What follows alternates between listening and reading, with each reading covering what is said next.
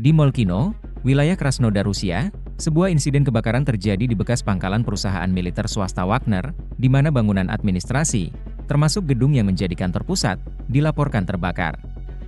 Pangkalan yang berlokasi di pertanian tersebut telah beroperasi selama 10 tahun, namun ditinggalkan oleh para pengikut Wagner pada akhir Juli 2023. Sejak saat itu, lokasi ikonik ini telah diambil alih oleh Afrika Korps. Hingga saat ini, penyebab kebakaran belum diumumkan. Untuk memadamkan api, sebanyak 46 spesialis dari layanan darurat Kementerian Situasi Darurat dikerahkan, bersama dengan 13 unit peralatan khusus.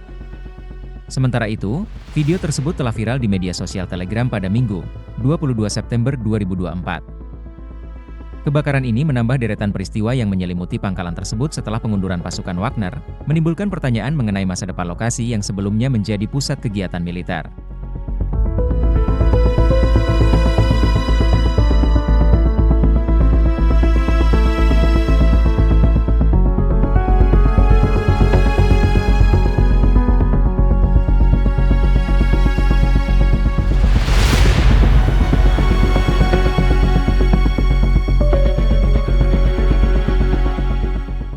Download Tribun X sekarang, menghadirkan lokal menjadi Indonesia.